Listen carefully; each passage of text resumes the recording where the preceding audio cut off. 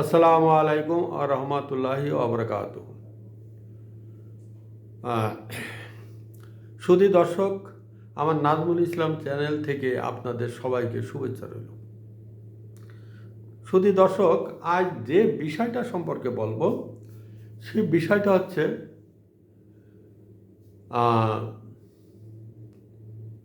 একনায়কতন্ত্র। একনায়কতন্ত্র বাংলাদেশের একনায়কতন্ত্র অনেকেই কায়েম করতে চাইছে, কিন্তু পারেনি। বাংলাদেশের জনগণ কিন্তু বিশ্বের বুকে লড়াকু। কিন্তু এই বাংলাদেশের অনেক একনায়কতন্ত্র যারা কায়েম করতে চায়, একনায়কতন্ত্র যারা প্রতিষ্ঠা করতে চায়, তাদের সাথে বিশ্বের অনেক দেশের একনায়কদের ভালো সম্পর্ক।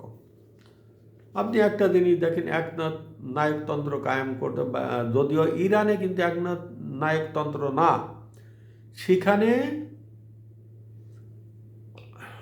গণতন্ত্র এমন একটা জিনিস, একটা দল ছাড়া কেউ ইলেকশন করতে পারবে না। যারা করবে তারা স্বতন্ত্র করবে। এই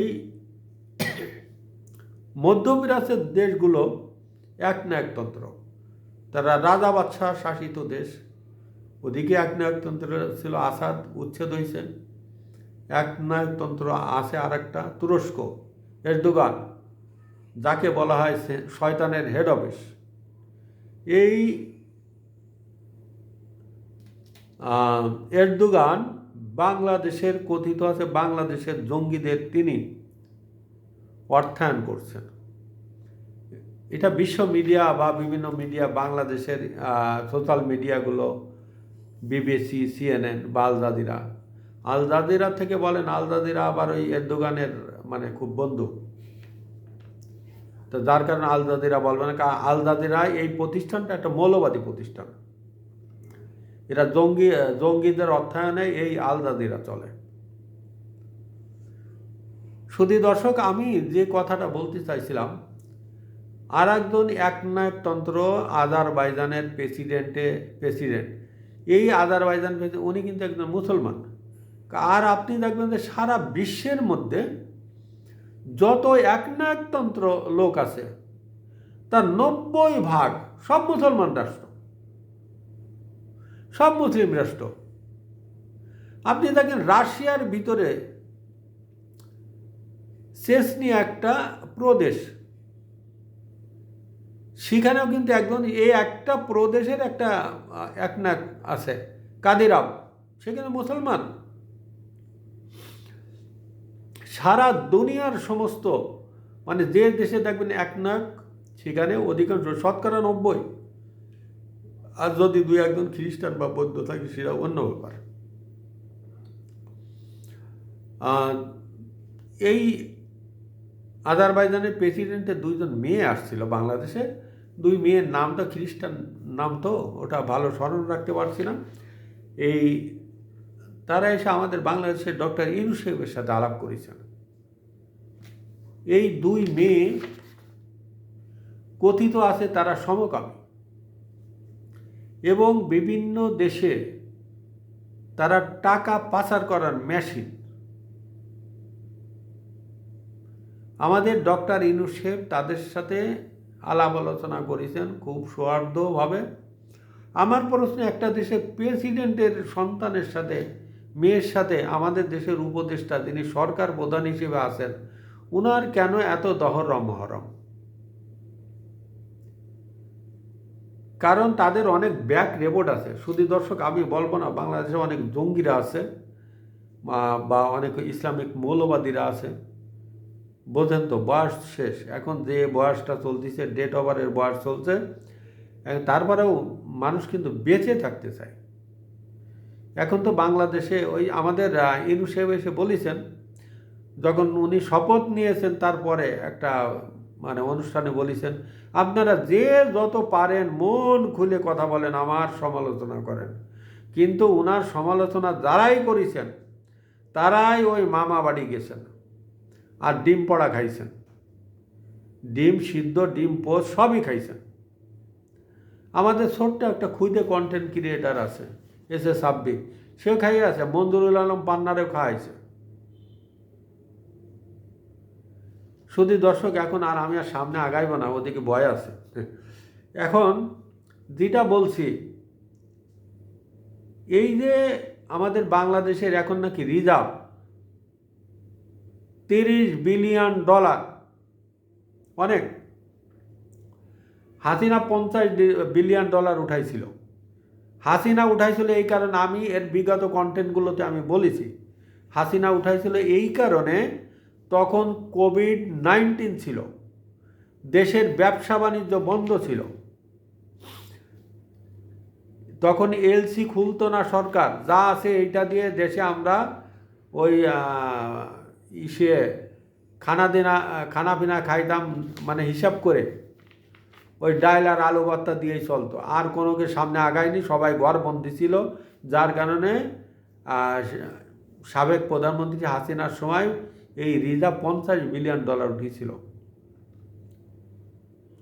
আর এখন আমাদের প্রেসিডেন্ট রিজার্ভ বাড়াচ্ছেন কীভাবে জানেন? কোভিড-19 না, উনি সমস্ত উন্নয়নমূলক কাজ সব বন্ধ করে দিচ্ছেন। অনেক ব্যবসায়িকরা এলসি খুলছে না, তারা ব্যবসা করতে চায় না আপাতত, নির্বাচিত সরকার না এলে। এই জন্য উনার এই রিজার্ভ হু হু করে বাড়ছে। আর উনি সবাইকে বলছে, হাসছে শিশু সুলভভাবে, দেখিছেন আপনারা আমাদের রিজার্ভ কীভাবে লাফায় লাফায় বাড়তেছে।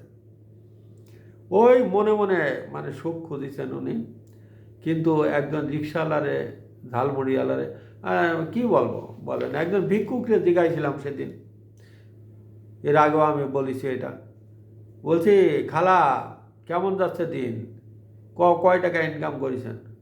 বলছে কি যে বাবা রে, ইনকাম তো না, আগে 400-500 টাকা পাইতাম, এখন ওই 150-200 টাকা পাই। বুঝতে পারিছেন, মানুষের পকেটে টাকা না থাকলে। চাচি আবার বলেন, আগে ভালো ছিলাম, হাসিনা গেল মানুষ ভিক্ষা দিয়া কমাই দিছে। তাই বললাম যে এই কথা আর বললেন না, আপনাদের ধরে নিয়ে কিন্তু আদতে নিয়ে যাইব, ওই সখীপুর কারাগারে নিয়ে যাইব, বুঝলেন?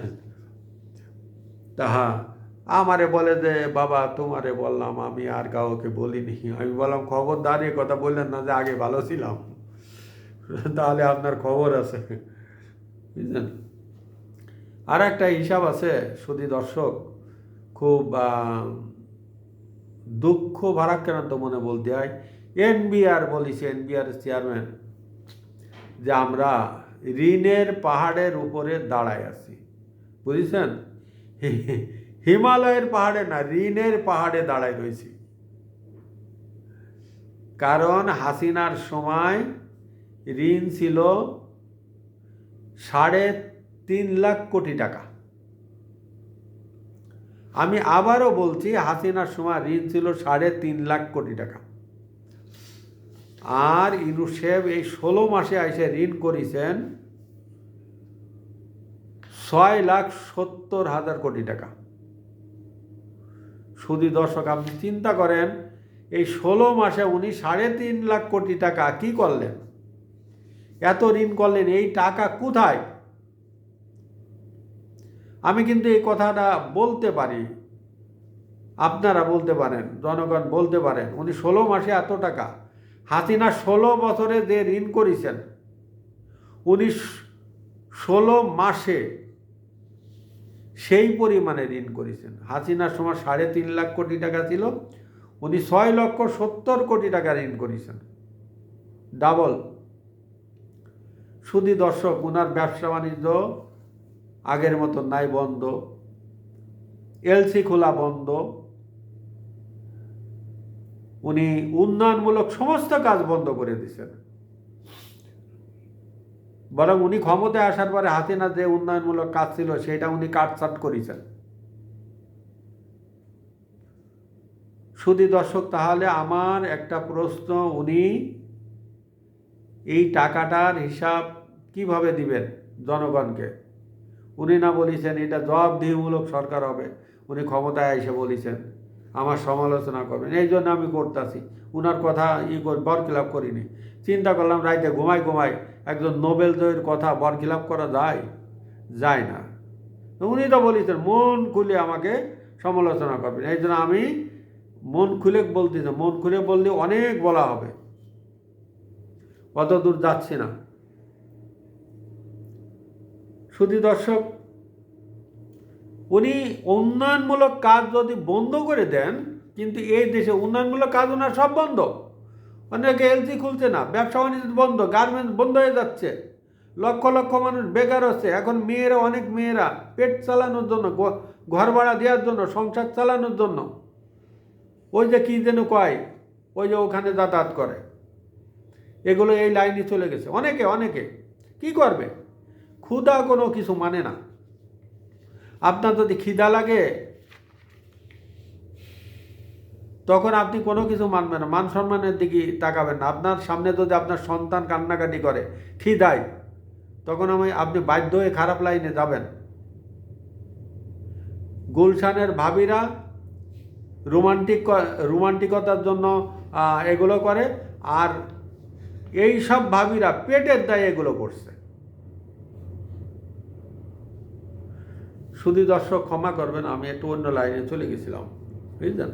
আমি যেটা বলছিলাম না, আমাদের ইনুস স্যার, আমাদের নোবেলজয়ী স্যারটা আমাদের রাতে একটা নোবেল ধরাই দিয়ে, উনি যে 16 মাসটা দেশ স্বাধীন করছেন, সব কিছু বন্ধ করে দিয়ে, কিন্তু পদ্মার আড়ালে একটা কানা ঘোষা চলছে। সেটা কি জানেন, বাংলাদেশে যত এনজিও আছে তারা কোনো ফান্ডের জন্য গেলে উনি 2 হাত খুলে তাদেরকে দিতেছেন। আগামীতে এই বাংলাদেশ হবে দুইটা মানে শ্রেণীর, একটা আছে মৌলবাদীদের স্বর্গরাজ্য, আর এনজিওদের হেরেম রাজ্য, এনজিওদের বেহেশতখানা। উনি এটাই করছে। শুধু দর্শক, বাংলাদেশের মানুষ এবং আমি নিজেই পার্সোনালিভাবে চাইছিলাম, একজন নোবেলজয়ী যখন ক্ষমতায় আসছে, এদেশের গণতন্ত্র ব্যাঘাত ঘটবে না, এদেশের মানুষ খেতে পারবে। ওনার সেই 3-0 পদ্ধতিটা অবলম্বন করলে এদেশে কোনো দারিদ্রতা থাকবে না। কিন্তু উনি 3-0 পদ্ধতি অবলম্বন করে এদেশের মানুষকে ঘর থেকে রাস্তায় নামাই দিয়েছেন। আমি আশা করি শেষ মুহূর্তে ওনার শুভবুদ্ধির উদয় হবে, এবং ওনার কাছে আমি সেটাই কামনা করি, বাংলাদেশের মানুষ সবাই সেটাই কামনা করে। আসসালামু আলাইকুম ওয়া রাহমাতুল্লাহি ওয়া বারাকাতুহু।